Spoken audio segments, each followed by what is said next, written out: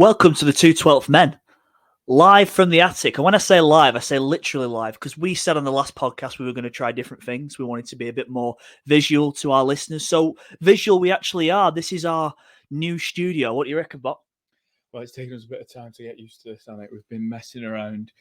What you can't see behind the camera is a lot of hard work and a lot of messing about, and most importantly, some expert advice from Nina. So, Nina, your thanks for girlfriend. that. So thank you very much, Nina. A couple of props you might see behind here. We've got nearly fourth. We've got a cricket bat. We've got a photograph of Viv Richards, and we've got the champagne super over for all the Oasis fans. All in from there. your stuff, isn't it? It is, yeah. It's a collection of makeshift furniture from my cottage in Bolton.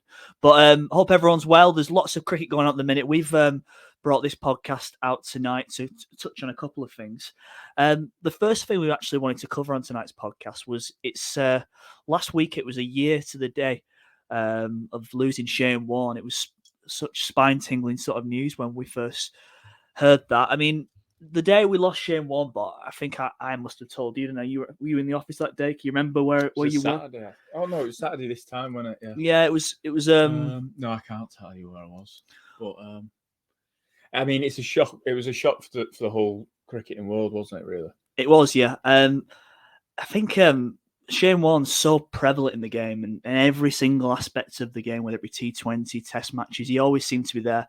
Whenever there was a cricket conclusion, I always kind of seeked Shane Warne's view on it. Yeah. It was something that came about. I mean, yeah, such a young age to go and such a shock to the cricket world. And I still think that we miss him dearly. There's lots of times where what we forget now, this will be the first Ashes series, certainly in our lifetime, which he won't be around and won't cover. He was alive for the last Ashes series.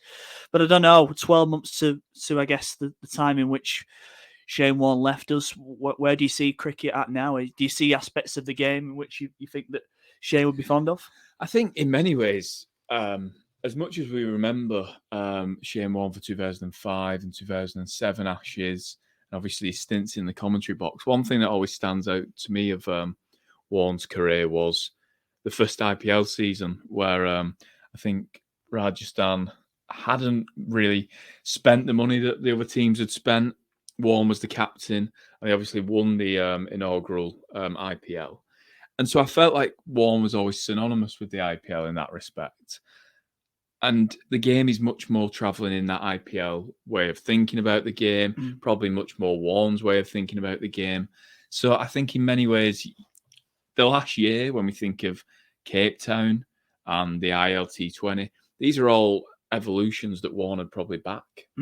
You could generally say he was a pioneer in many ways. I mean, certainly in modern times, the art of leg spin was I guess sort of a mystery still in these parts of the world, especially a lot of the Anglican countries. Very much seemed to be a master that was perfected in Asia.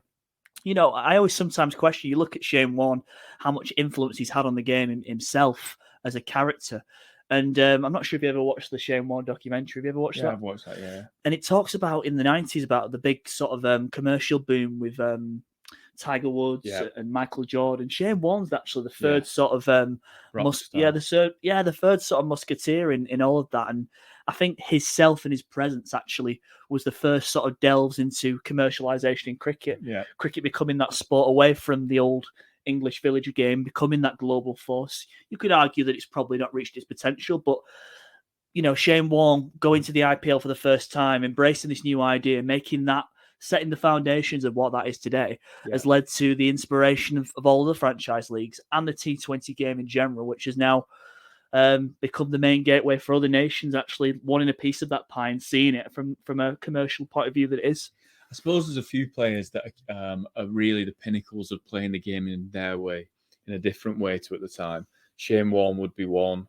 Viv Richards would probably be the other. Mm-hmm. They'd be the two standouts of they were the world greats and they played the game in a different way. I suppose Viv Richards, it's that famous line from Bob Willis around Kevin Peterson's shades of Vivian Richards. Mm-hmm. What is that? It's 20, 30 years later on from Viv Richards. Mm-hmm. You're saying that this Kevin Peterson, who was an innovator, had shades of Vivian Richards. Yeah. I think now it's very similar for any leg spinner that comes through. Yeah. It's like, how did he compare to Warne? Warne was the first one to do it in that style. When Rehan Ahmed comes through, Zampa, Adil Rashid before him, we're always saying, how does he compare to Warne? Yeah, he's the sort of, he's set the bar now, hasn't he? Yeah. I mean, I'll ask you this question. I think it's quite an interesting one. We've done a lot of Bot's big question of the week, but my question is, would the Ashes be what the Ashes is without Shane Warne now? Would it have lasted? Would it still? The Ashes is still the pinnacle of sport to both England and Australia. Yeah. I think if you placed it in terms of priority of where people wanted to win, everyone would say the Ashes. We've had World Cup success and all that, but when it all boils down to it, it's that summer. It's those days when you go to the cricket or you stay up late or get up early to watch the cricket over in Australia. And we're obviously, children of the 90s. Our first sort of, I guess, exposure to Ashes cricket would have been the 2005 Ashes. And you kind of feel that Shane Warne then was like what the Beatles saw Elvis as when they were coming into the limelight of the music. He was who set the bar, and he was still so good in that era. And I do question, and answer me this: would it still have that level of importance if we hadn't had that Shane Warne twilight era of Ashes cricket? Yeah, I think when you think of that Steve Waugh and Ricky Ponting era that takes you through the 90s, that makes 2005 so special. Shane Warne is the rock star. He is the globetrotter of the globetrotters. It was like the Space Jam kind of team, that wasn't it? It was the absolute superstars of world cricket, and he was the talisman of the superstars. So I agree with that. I think also one of the great things about Warne was his imperfections. Yeah. He wasn't a great commentator. He wasn't a great pundit, but he was. Do you know what I mean? He's not. He wasn't from the book. He wasn't the Richie Benaud sort of, the book of commentating where it's like, there's certain regulations in place and there's certain ways you should address things and there's the do's and don'ts. He was kind of just a bit, and I know that the handbrake was off all the time, wasn't it? And he'd sometimes just get carried away with himself and his own opinions, wouldn't he? Yeah, when I think of Warne, in a good way, Yeah, he had a bit of that football punditry about him, didn't he? In the sense of, we often talk about Athers and Nasser being the ultimate pundits in English cricket on Sky. And Warne was kind of this new breed of say what you think, don't overanalyze it, talk about back in my day, but with a real passion and love for the game.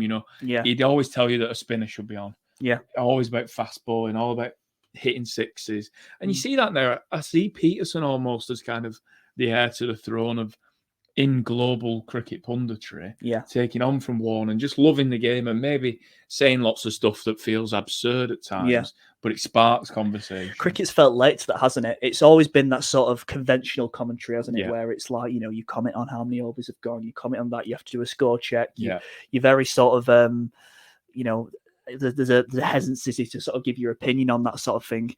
You could argue, when we talk about Warne being such a big pioneer of the game, that is one of them, that he's led the way for a more brave and more exuberant sort of style of commentary. And you're going to see that from Kevin Peterson. I think there's the shades of Stuart Broad in there that will also sort of convey himself in certain ways. So there's no two ways about it. Everywhere you look in cricket, you can see aspects of Shane Warne. And I think, one other thing is when we look at the amount of leg spinners in the game now, it's completely different to, how many leg spinners do England have to pick from? 4. Adil Rashid, Rehan Ahmed, Mason Crane, Matt Parkinson. Yeah. They've all played for England in the last 5 years, 10 years or so. It wasn't like that 10 years before then. Yeah. He has sparked a revolution in, the game suits it now. You'd much rather have a leg spinner and that mystery in T20 than in kind of test matches. Well, like I said, not to go too heavy into like Jim Laker days and all these kind of things, but like I always feel in England terms, especially when you were growing up, we obviously grew up where Shane Warne was present and playing and successful, but almost a kind of, it's one of those skills that's so hard to craft. You result in just becoming cannon fodder, don't you? If you take up leg spin, you're always too hesitant to do it. And I think Shane Warne paved that career. And you hear when you listen to people like Adam Zampa talk about it, it's always that theory of like getting slaps is part of the game. Yeah. Whereas the core sort of fundamentals of cricket is always about keeping it tight, line and length, that kind of thing. Where Warne sort of champions go for that unbelievable delivery, go for that, Old Trafford, Ashes Test, Mike Gatting sort of delivery. And it's truly a phenomenal legacy, isn't it? it's an alien concept, really, Warne. It's one that's hard to describe, and I think that's why sometimes we can feel a bit waffly when we talk about him. Is Anderson is probably in his career, injuries aside, this summer going to go past Warne. He'll have similar stats. He'll average 25 with the ball. He'll have a similar economy rate around 2.9 or whatever. But we all know in our heart of hearts, he's not as good as Warne. And you can't describe why, but Warne was something different. It's like Cook has scored miles more runs than Peterson. But everyone's paying to see a Peterson century over a Cook century. Yeah. Really. Yeah. And there are those ones who just go about the game differently. And it's not just the volume of runs or just the volume of wickets they get. Yeah. It's the way that they get them. Yeah. It's interesting. It's one of those. It's a sad thing. I mean, I'm not one of these people that sort of gets engrossed in celebrity life. Yeah. You know, I've met celebrities and never really been sort of starstruck by it. But the Warne passing really stopped me in my tracks. Yeah. Because you kind of felt like he still had so much more to give in cricket. You could see him going on for years. You could see him being like a Chappell. Yeah. Or you could see him being like a Boycott that is just always in the fringes, always being able to be present with an opinion, always be able to, like David Lloyd, Bumble kind of thing there. And even, to refer back to Adam Zampa again, Adam Zampa, I remember going to another podcast to do an interview, and he sort of, he almost came across perplexed because he was saying, I kind of always at some point expected us just to meet properly and embrace each other and be that part of that sort of leg spin squadron. Yeah. You know what I mean? Where at some point we would just meet and we would intercept, him being an ex-Australian player, me being an aspiring player that does have ambitions to play Test cricket or to further myself as an international or a player in general. And it was just the shock of it, wasn't it? Yeah. It's sad, isn't it? And we move on and we've made our peace of it now. But there's it's the big boots to fill, aren't they, in terms of characters in the game? Yeah, and we have a friend who often asks, where have all the characters gone in cricket? And in some ways, I mean, he hasn't watched cricket passionately for a while now. Yeah. But he was one of those children who grew up in the era of 2005,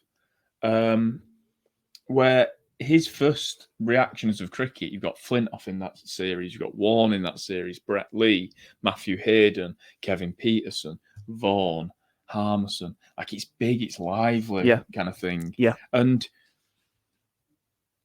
it's probably just cricket's gone back to the norm. And actually, Warne was one of those characters at a time in cricket where they were all massive characters. Yeah. And you might not see that for a long time. Yeah. What's your memory? What's your kind of defining playing memory of Warne?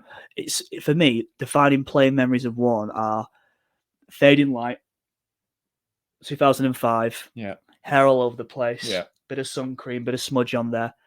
It's that is a very hard image to get out of your head, isn't it? Yeah. There's also the Andrew Strauss dismissal where he gets to, he gets to 700 wickets? Yeah. And it's just this unbelievable delivery. And he had them all the time, didn't he? Yeah. Massive character, massively missed. I think at the time when he passed, we just started podcasting. I think, it was sad. We were both sad to see Shane go, and it was a somber way to sort of start our bout into podcasting. But we thought it was worthwhile. I think a year on, just sort of reflecting on the great man and having fond memories. Yeah, the great thing is about cricket, it's a very nostalgic sport, and the memories live on. And you're never too far away from Shane Warne footage, Shane Warne commentary, are you? Yeah. Even as recent as we've seen Rehad Ahmed come onto the scene, and there was that lovely piece of footage where he's a young kid, isn't he? And the Shane Warne's there saying, I think you could be playing first-class cricket. And that's what you'll always, I think, why everyone loves Shane Warne, because he was a passionate Aussie. He was that stereotypical Aussie in many ways, He was an Aussie that the English loved. Well, yeah, Victoria Bitter, drinking beer, that kind of thing, dancing. His tales of playing cricket in Bury. Yeah. Just down the road. Got slapped about at Accrington, I believe. Yeah.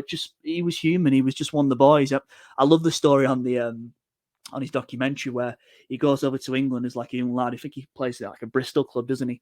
And he gets back off the plane, and his parents see him when he arrives in Melbourne. They go, "Is that a shame?" Because he just got out there, enjoyed it, had the kebabs, had the beers. Yeah. So the common sort of village cricketer could relate to him, but it's just his general enthusiasm. If he saw an England player play against Australia, you still get aspects of the old Australian team who are still quite biased, and they'll pick holes in success. Shane Warne would champion it, wouldn't he? Yeah. He would basically say, no, he's a fantastic. Jimmy Anderson's a fantastic bowler. Yeah. He's completely outdone Michael Clarke there. He's completely done Steve Smith. He would love good, competitive, solid cricket. Yeah, my playing memory would be of, I think it was the Trent Bridge Ashes in 2005, where we were batting for the win, I think. Yeah. And it was that we were having an extension at the time in our house, mum and dad's house, and we had one of those tiny box TVs in the dining room while we were having tea.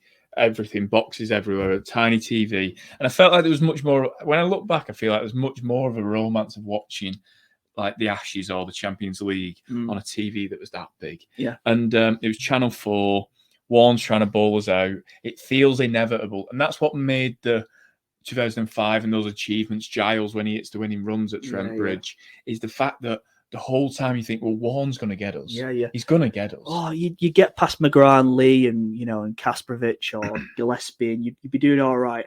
But you weren't safe, were you? You could be 200 for one. Shane Warne comes on, you're 230 for four. Just a massive, massive impact. And look, we look at it through Ash's lenses, and I think there's aspects and people in India that will argue different spinners, Muralitharan, that kind of thing. But we look at it from such a broader angle, where we look at where the game has been, where it was taken, and what Shane obviously did to influence that. And you could just talk about it for hours on end. Yeah. So it's I suppose one final point, and I think it's a memory of him in the commentary box. I came across it on like Instagram or TikTok the other day. Yeah, and it's a really good one. It's Mark Nicholas is commentating. I think Warner's just about to get to a century, and Mark Nicholas says something along the lines of, "Warner's never been out in the 90s." And it's like it's a camera in the commentary box. Yeah. And Warne goes mad. He's jumping up and down. He's banging on the table. He's absolutely apoplexed that Mark Nicholas has jinxed it. Mark Nicholas has, like a smug smirk on his face. And obviously, if you're listening at the time and if you're in the commentary box, I'm sure you're thinking, well, nothing's going to happen. Next ball, Warner gets out. Warne gets up and just walks out of the commentary box, and it's brilliant because it's childlike. It's how every fan is, and it's not professional. Yeah. And I suppose that's the brilliance of it. You think of football, and I don't want again. We should probably move on, but the famous sort of dance he does where they've beaten England and he comes out half naked. He's got a stump and he's doing like a sort of, all it can be described as like a striptease sort of dance, isn't it? Jiggle. Yeah. And you think in most terms, in football, that'd drive you insane, but you look back at it and you sort of smile, don't you, a little bit? Because that was just Warne, that was himself. There's this, sort of chubby, sort of rounded, blonde haired guy, loved a beer, loved a cigarette by all accounts, and loved the game. So we miss you, Shane, and it'll be tough to sort of replace you. I guess to progress the podcast, there's been a lot of talk of pitches of late, hasn't there? And Shane Warne would have probably enjoyed bowling on some of these wickets. But what do you make of the fallout in the Australian series? So Australia have just pulled the game back in the 4-match series. They've it's 2-1 now, and they go to Ahmedabad for the fourth and final test of the series. But since England and Australia have told India in the last 2-3 years, have you ever seen as much sort of scrutiny behind wickets? And do you think this is something that's justified? Well, I think it's a growing trend now, isn't it? That almost you go to India, they have those 3 bowlers, and you should take your medicine and accept it. Mm-hmm.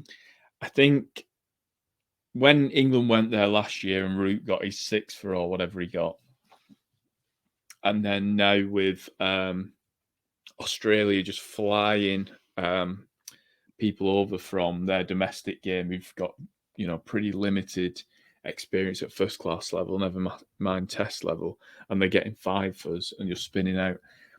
I think there's a question of, is it taking the skill out of the bowling and you just need to land it on a spot and it'll just spit and you'll get your wickets?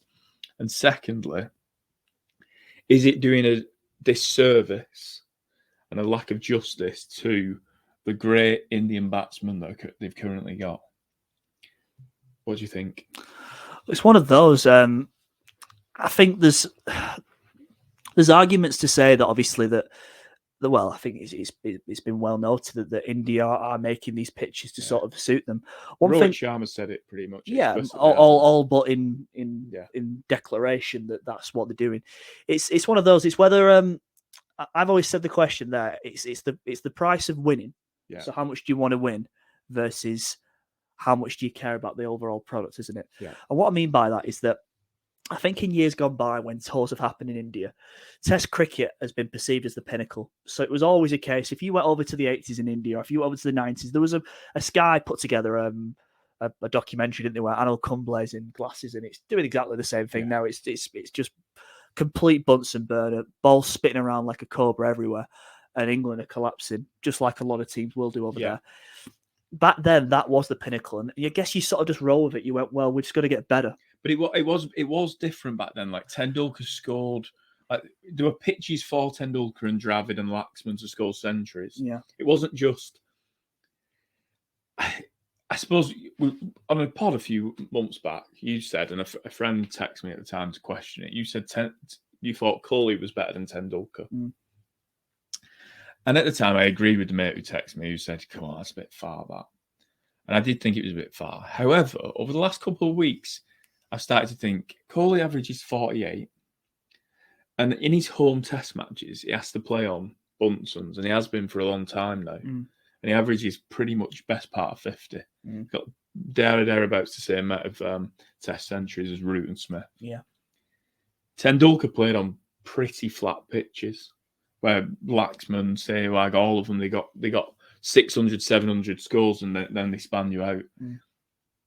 Do you think that's a fair kind of assessment of Tendulkar versus Kohli, that Kohli's been doing it on the I guess to finish on what I was sort of saying is that I think that because it was Test cricket, I know ODIs came in like the 80s time like that, but this was the sort of pinnacle, and it was just about, you go there and you'd see it's just part of the exercise. You go there and lose. Do you think this is the demise of Test cricket that we're seeing? The pitch is a part of it. What I mean by there is we're at a stage where there's now other ways to express yourself. You can express yourself in T20 cricket. You can express yourself in franchise cricket.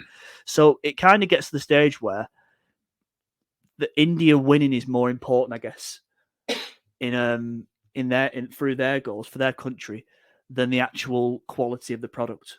Yeah, that's what I'm saying there. Yeah, what matters more? If they put a pitch toe to toe like a flat deck, there's a good chance Australia with their bowling attack could get a result. Same with England. And is it good for the world? Like we saw, it's definitely not good for Test cricket. Is it good for the World Test Championship if India always get to the Test Championship final because they produce pitches like this? Does that keep Test cricket going? Well, it just sort of, I guess it lessens the product because, you always say there was that Ashwin exchange, wasn't there, where it goes where because they were questioning the pitch against England, and he got really up, in a tiff about this, and he sort of said, "Well, can you tell me what's a good cricket pitch?" And he said, "A good contest between bat and ball." Yeah. And Ashwin snapped back straight away, saying, "Exactly, yeah, but the England players aren't moaning about this." Yeah. So you've got to be a little bit careful about the India criticism. There's a bit out there where I feel that you can't say anything about Indian cricket. You get a bit criticised for it. Not to sort of get a twist about this, but what I'm saying is Test cricket at the stage now where, because India have got things in other parts, the IPL being one, they obviously want to get themselves the number one in the world in ODI, which I believe they are at the minute, but they want to win a World Cup. Yeah. Same with T20. Are we at a stage where, in order to keep the public interested in Test cricket, India have to win? And also, is to keep the public interested in Test cricket, is it about it being a quick game? Wickets are falling. Yeah. No matter what drama the conditions. happening. There is an argument to that, I think. Because if you're saying like what you say you are, is in past Indian wickets were never sort of doctrined or sort of tailored this way, then maybe I think they were tailored a different way, weren't they? Was Tendulkar wanted flat? Well, the crowd wanted to see Tendulkar. Yeah, the crowd wanted to see Tendulkar score hundreds, so they put flat pitches out. Tendulkar scores hundreds. I do think that most cricket fans want to see the batsmen score hundreds.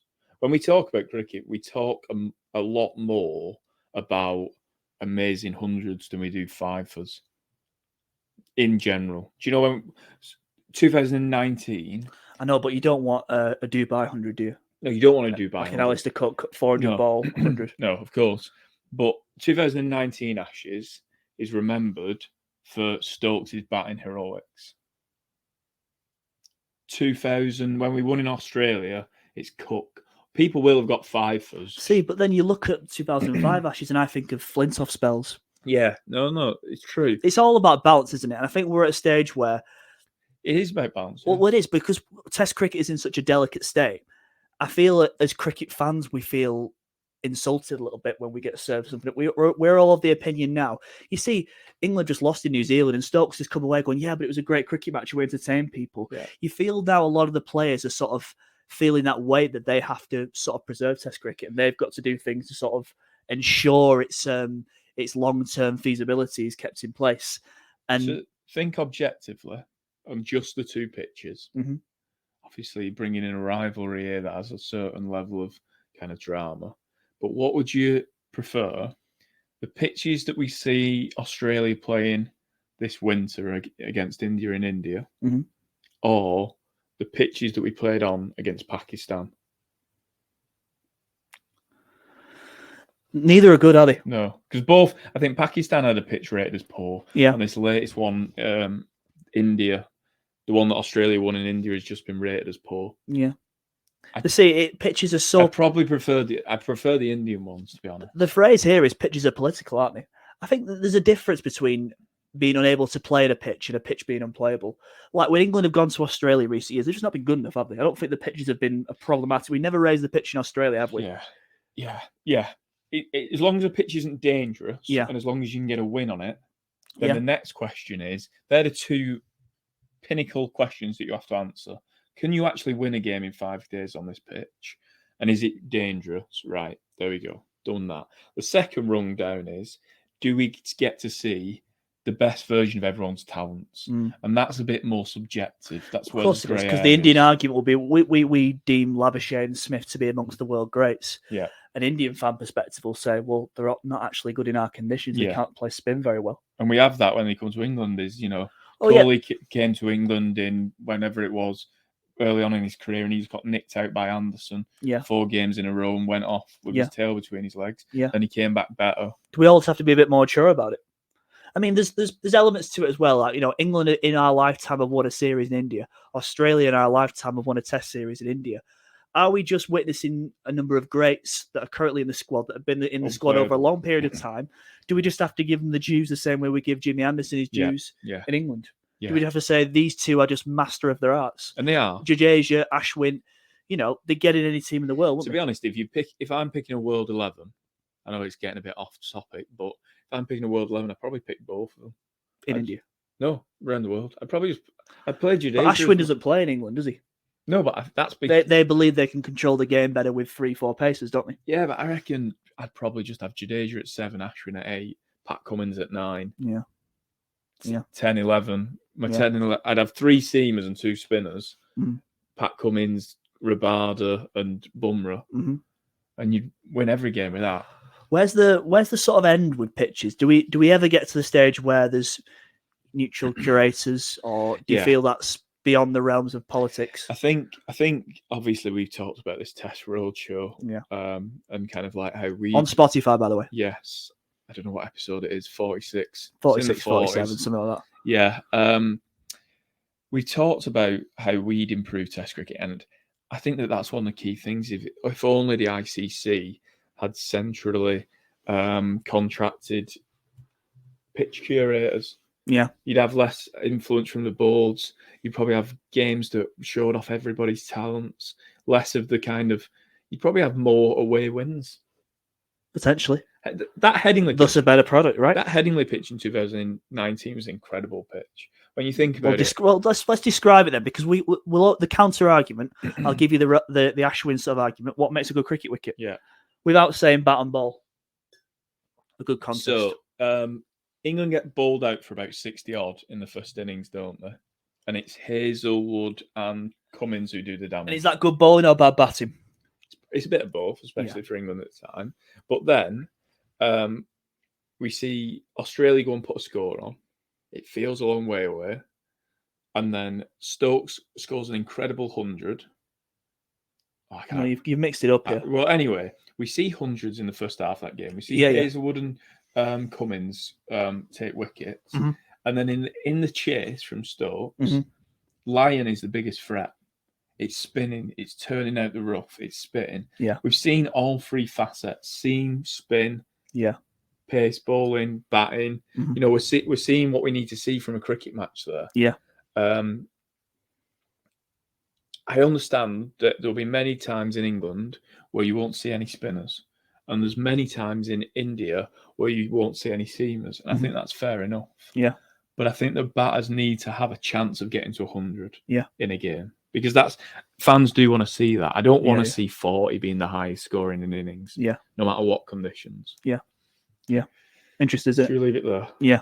They can rumble on about pitches for ages, can't you? Yeah, It's in some ways a tedious argument because you cannot win. Yeah. It's like debating over like religion or debating it is. over It's like don't bring... or someone who's of a completely different political ideology to you. Yeah, it is almost. You will always counter them with something else, won't you? Yeah, sitting around in a pub, it's best to leave politics out of it. So capitalism or communism? What's your final answer? Yeah. And I think if you're sat around in a pub with cricket fans, it's probably best to keep pitches out of it. So pitch me something else, Bob. Right, pitching you something else. Another kind of reflection of modern cricket is rotation. Yeah. England are obviously playing in Bangladesh at the moment. Mm-hmm. We've seen, I think, within the space of 24 hours, England played a test match in New Zealand and played ODI in Bangladesh, obviously pretty much halfway around the other side of the world. Is it right, the way that England manage their schedule in terms of the rotation that we see? Yeah. Is it fair on the fans? And ultimately, does it leave a diluted product for the game? See, I don't actually fear any of these things. What England have got is a lot of counties and a lot of cricket clubs. I think this might be bullshit, but I met a guy on the plane once. I think he told me Halifax itself has something like 25 clubs, which is an obscene amount of cricket clubs. And we've seen a bit of if you've catched some of our podcasts with like say Village Cricket, a lot of those are now under scrutiny because of participation levels. And there's a whole host of that. But what they have got for the time being is a number of counties, a number of centre of excellencies. A lot of private schools have big cricket functions, as we know. So we do produce a lot of players. And I think in a modern day sort of world, you are seeing more people favour towards one side of the game. Maybe not directly, but with who was the chap who said that he was going to not do a red ball contract? Tom Curran. Was it Tom Curran? Yeah, and a few others have done that as well. Smeed as well. Smeed's done that, yeah. So I don't think, because I think cricket, you can change your mind in cricket, can't you? It's not a decision today. Ben Stokes has sort of demonstrated that it's not a decision that you have to make today and you sort of that set in concrete for the rest of your life. You've always got opportunity.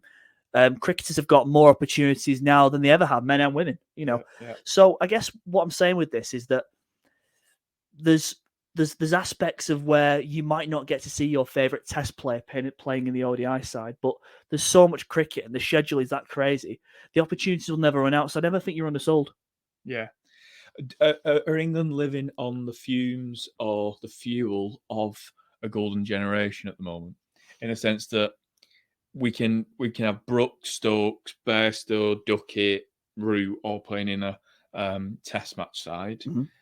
And we can pull Archer, Wood, Rashid, Ali, Butler, all in an ODI side. And we might not have that forever. The next generation might not quite have that depth in talent. And then we'll start to see a test side that's really battling. Like we used to have. We used to have this when Flower and Giles were kind of split coaches. Yeah, the balance was a tough act, weren't it? I remember the battles, ODI side used to flop quite a bit, didn't they? Yeah. And are we just living off the gas of a really good generation here? Maybe, but Rob Key seems to have got the template quite right, doesn't he, in terms of the balance? I think a massive, massive benefit and a huge way which is actually going to enable England to be successful is the acceptance that you need two different coaches, both for the ODI, the white ball team and the red ball team.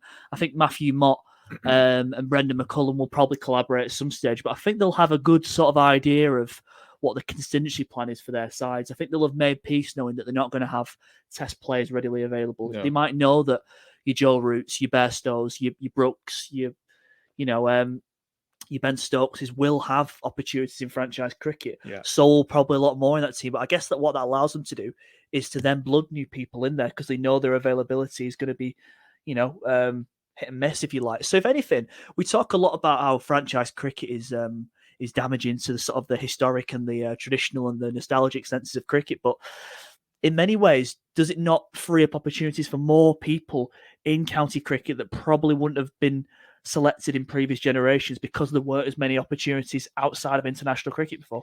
Particularly at that white ball level, it feels like there's a lot more high quality cricket than there's ever been. Yeah. That's one thing I would agree with you there. I'm going to ask you a question specifically on England here. Okay.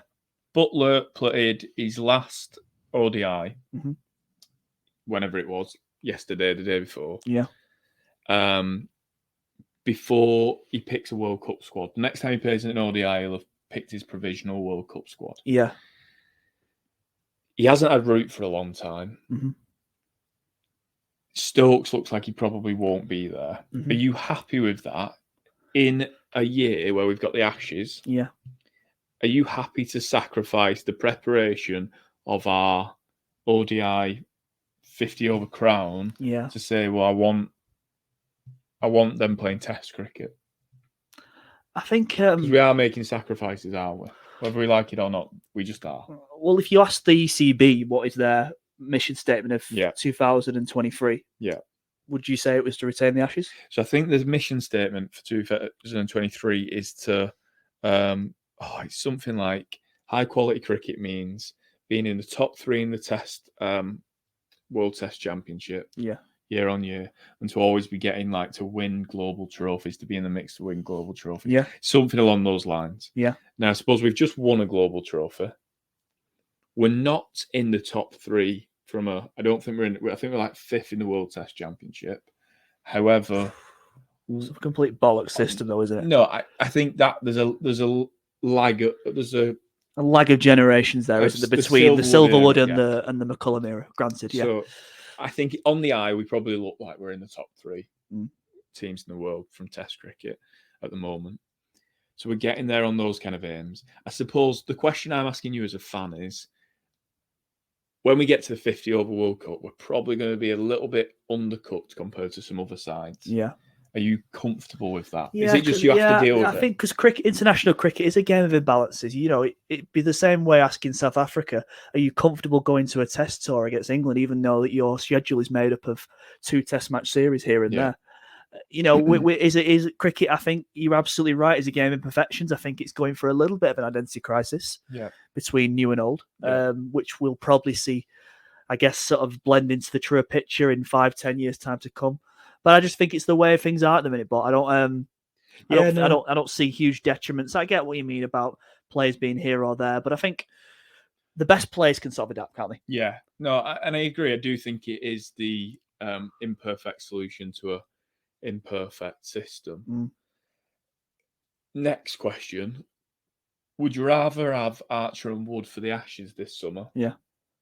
Or for the 50 over World Cup in India? You see, I think they'd be more valuable in the 50 over World Cup, but I want to win the Ashes more. Because I personally think we can win the Ashes this year without them. With your Woakses, your Robinsons, Stokes, Broad. Not Stokes, Broad, Anderson, and maybe a Saki Mahmood as a backup. Yeah, or one of Wood and Archer. One test kind of thing. I don't think we need. Jofra Archer wants to play in every test match in the Ashes. I know. And you can tell by the person he is. Because we broke him. We broke him last time we had him. We just need to be careful not to do that again. Finally, what do you reckon? Stokes for the IPL. We saw his knee.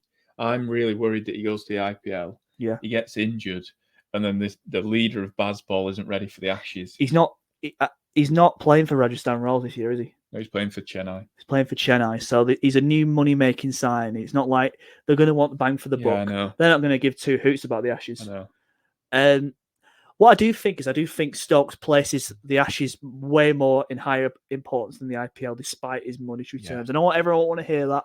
There's Chennai fans that listen to us and say that, how dare you say that? This is just the truth, isn't it? You can never take away that from. You can never take away the history. Well, the history and a player's who will remember more. He'll be remembered more for a heroic retaining the Ashes than for, let's be honest, 4 or 5 weeks. Hit and run, kind of thing. And he is leaving the IPL early, so it's not like he's going to play a final. Stokes is 32 now, something like that. Peak of his powers. Where will he be the next time there's a home series in the UK? I don't know. He's had injury problems before, hasn't he? I'd like to think that Ben Stokes would probably withdraw himself if he felt there was a chance of him not being able to participate. He's not been shy of pulling out these hundreds, IPLs in the past.